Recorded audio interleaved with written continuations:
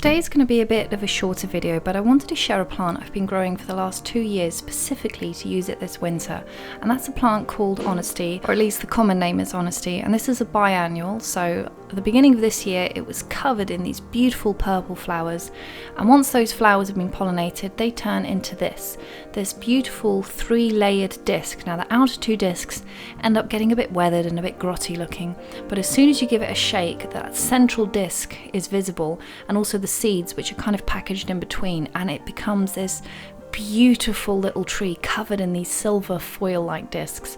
And as you can imagine, this has a lot of potential for decorating. Now you do need to wear gloves for these when you're cutting them down. They have these horrible little spiny spike-like things, which aren't quite thorns, but they're incredibly irritating. So wear gloves, cut them down, and then you just need to beat them against a wall until all those outer discs fall off.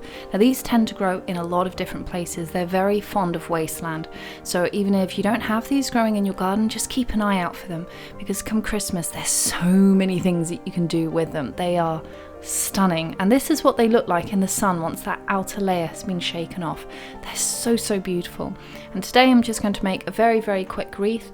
I'll be saving the rest of them for later on in the year. I have a DIY planned for this, so this is part of the reason why I wanted to share it today, just so that way you are aware of the plant, you can keep an eye out for it, and then later on in this year when I do a DIY for it, if you have some, then you can replicate it if you want to. This wreath is really quite basic. All I did is did a base of Honesty just by taking little pieces and winding it in, cutting out anything which stuck out in an odd direction, and then for the rest of it I mixed in some amaranth that had already had all the seeds shaken out, some lavender, and then finally I added some eucalyptus from the garden.